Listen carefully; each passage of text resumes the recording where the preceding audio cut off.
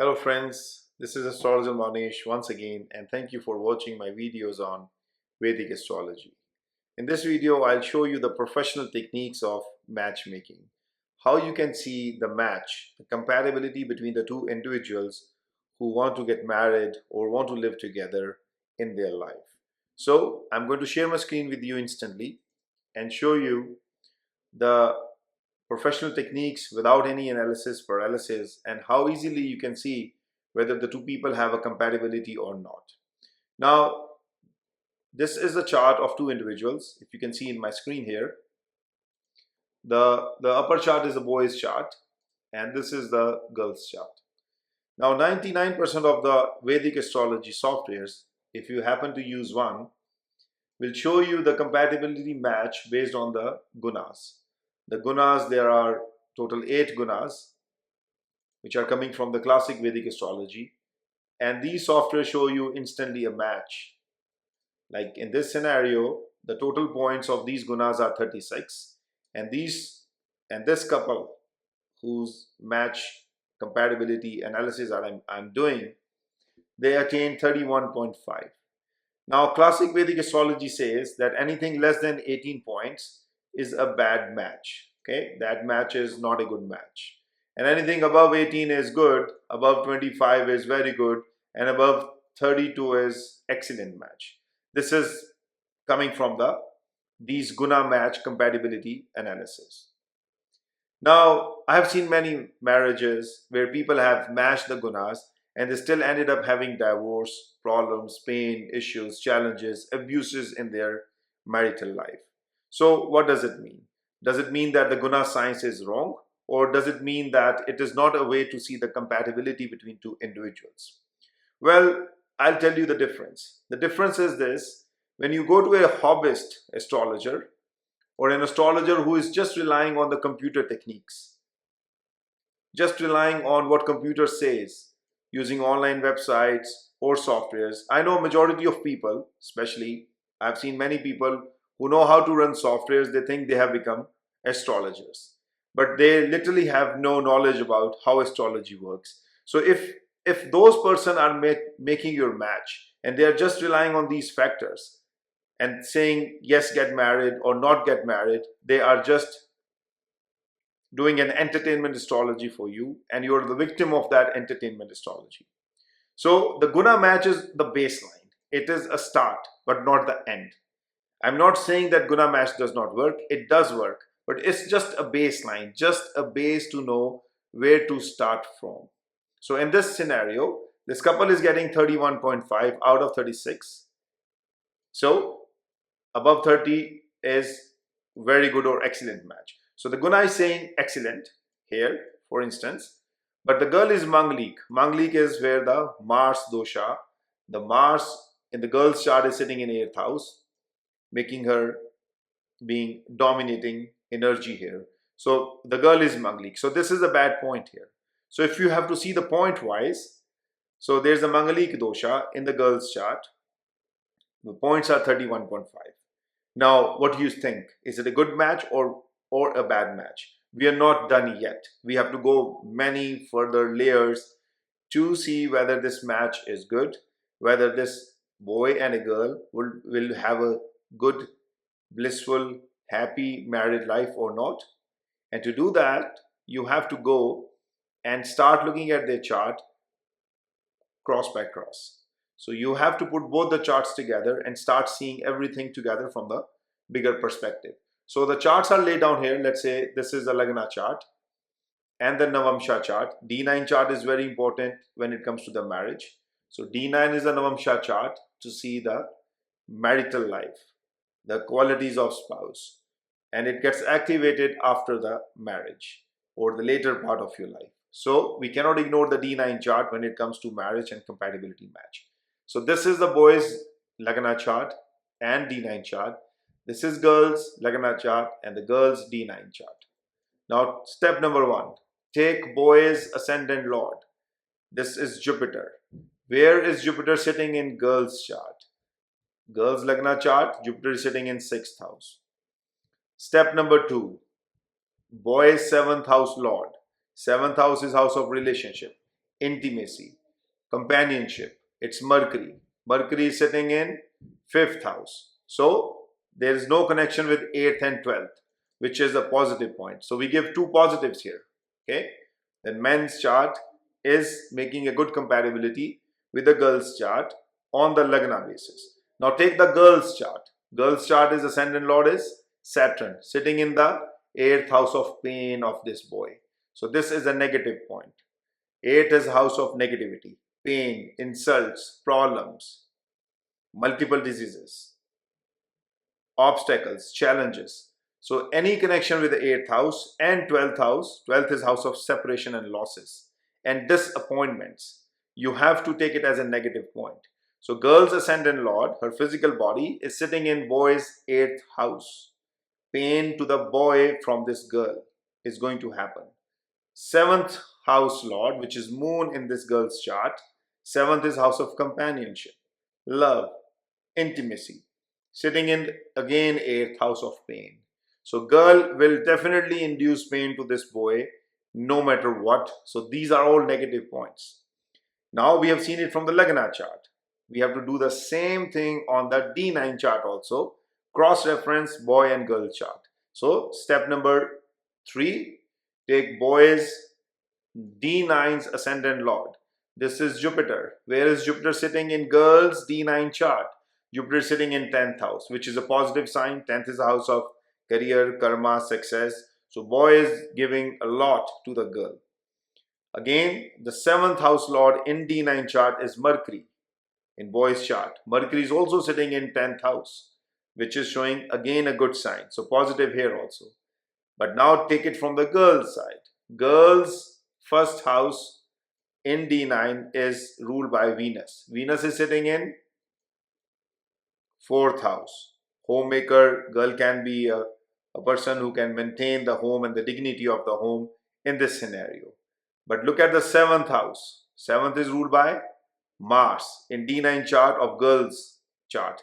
And the Mars is sitting in 8th house of boy's chart. Again, the pain, problem, issues and challenges.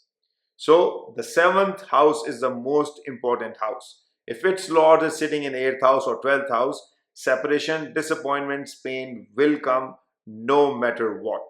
So again, I'm going to repeat the steps here. What we are doing is, we take the Lagna charts, first house, step number 1 of boy's chart, and see where the Lagna lord, the ascendant lord sitting in girl's chart. Jupiter sitting here. Take the 7th house from the Lagna chart. Mercury sitting here. There's no connection with 8 and 12. 6 is considered to be good and bad depending on certain scenarios and situations. But for this example, just ignore it. Consider 8 and 12. Similarly, the girl's chart, the first house lord sitting in 8th house of boy's chart, which is a bad sign. Very, very bad sign. Indicating pain, problem, issues, challenge, obstacles and abuse also.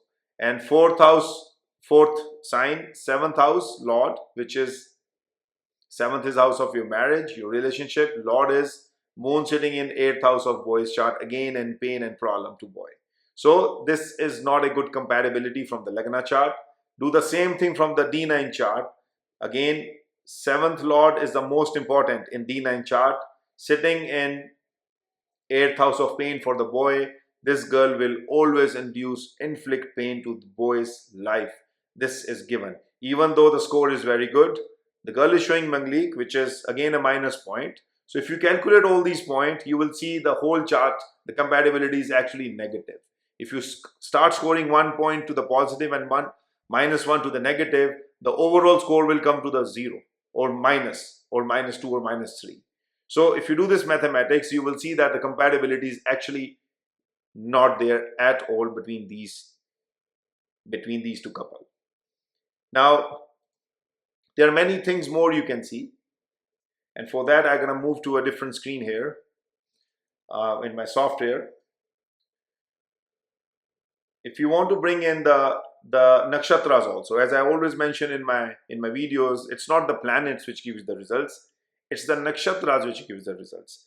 Nakshatras are the delivery boy. They are the one who deliver you the results. We have seen the planets now. Now see side by side the nakshatras of both boy and girl to see whether the marriage is fruitful or not between these two.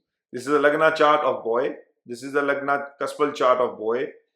Again, the Lagna and the Kaspal chart of girl. Now we will bring the event here as marriage, and then we will compare each planet one by one for boy and girl to see which are the planets are compatible between both to give them harmony, peace, balance, love, and good relationship in terms of marriage. Now let's take Ketu. Boy's Ketu is good. 2, 7, 11 is a good sign. 2 is a family, 7 is a relationship, bonding, 11 is manifestation of your gains. So boy's Ketu is showing a good family man. Girl's Ketu is also, girl's Ketu is 50-50. There's 1, 6, 10. See, 1, 6, 10 is a separation, separative tendencies. So boy's Ketu is good, showing the sign of good marriages. Girl's Ketu is negative. Boy's Venus is also, we are bringing the planet, the nakshatra and sublord here. Boy's Venus is good, girl's Venus is bad. And Venus is a prime factor of marriage, love, romance. See, there's a separation here, 6, 10. 6 is the house which negates the 7th house of marriage. So you see, Venus is showing no romance, dry nature, and also may not be a good sexual compatibility. Now you see, after Venus, we can see Sun. Sun in boy's chart is 7 and 2, good family man. Sun in girl's chart is 7 and 6. 6 is negating 7. So again 50-50. It's weak. Her sun is also weak for marriage. So it's also weak. Moon is good in boy's chart. Moon in girl's chart is, again, there are good houses, but the sublord is negating it. Sublord is again showing there's a trouble. So it's a little bit of weak. It has some good signs of marriage, but it is also showing the signs of separation. 6 is separation, 7 and 2 is you being into a good marital, happy marital life. Now Mars is good in boy's chart, girl's chart is good too. Rahu is good in boy's chart, girl's chart is very poor, 6, 10 separative tendencies. Jupiter is neutral, girl's Jupiter is bad. Saturn is 50-50, it's good, it's showing some good and bad signs both, so it's like a neutral. And this is showing the bad sign. Saturn in boy's chart is 2, 7, 2, 7, 2, 7. With 6 is some kind of separation, some kind of issues and challenges are shown. But again, it is neutral because it's not negating it. It's showing 7 and 6 both. So it's a neutral sign. But the girl's chart is, sublord is negating the marital life. So if you see side-by-side comparison, 1, 2, 3, 4, 5, 6. Total 6 planets out of 9. 1, 2, 3, 4, 5, 6, 7. Rather, 7 planets out of 9 are not matching between boy and girl. This is the nakshatra match. We are not looking only at the planets, we are looking at what the nakshatras are going to give to both of them if they live together in a happy married life. You see a lot of challenges, and if you see from the girl's chart perspective, there's a lot of separation. 1, 6, 10 is separation. 6, 10 separation, separation. 7 is good for marriage, 6 is weak, separation. This is again, nakshatra is showing marriage, but sublord is negating it. Sublord is a more powerful aspect than the nakshatra. And then Mars is very good in her chart, so showing marriage and good marital life. But Rahu is bad, Jupiter is bad, and again Saturn is pretty weak. So most of the planets in girls' chart are weak, showing separative tendencies or not happily married. So this is what you can see instantly. There are many more things you can add. You can see the Mahadasha also of both the husband and wife, or both the boy and girl.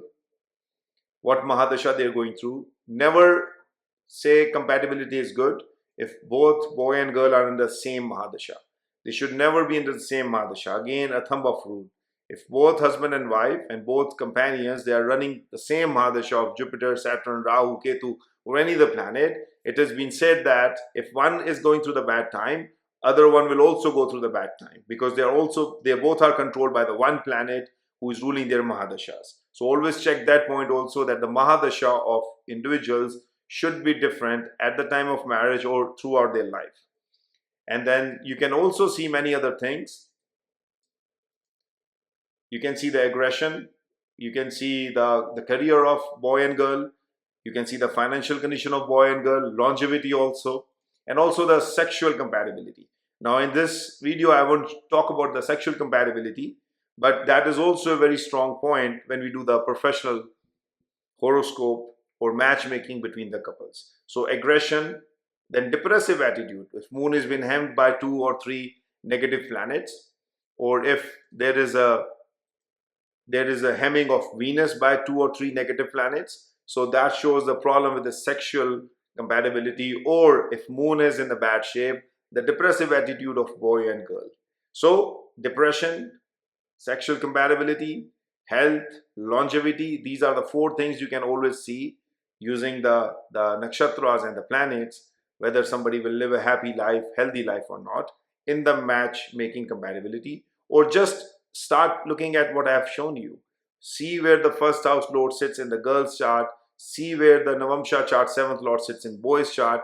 Any connection with 8 and 12 means bad, very, very bad for their mutual companionship or for their relationship. So this is what differentiates between a professional astrologer versus a hobbyist entertainment astrologers who just learn how to use a software and then start becoming an astrologer. So beware of that, friends, and always do not take your life lightly. Always consult a professional astrologer in any matter of your life. You will not go wrong, I tell you. This is the only way, only science, and only possibility for you to transform your life. Now again, if you have a problem in your charts, it can also be fixed. I have not been talking about the remedies in astrology, but any problem of your life can be fixed. Vedic astrology is a scientific method given by the gods to human beings to solve their life problems by looking at their chart and knowing what is wrong, what is weak, and how you can change, convert your weaknesses, your strengths into an opportunity. So again, this is Astrologer Mohnish. Once again, thank you for watching my videos, and feel free to reach out to me if you have any questions, concerns, or feedback. I see you in my next video. Thank you.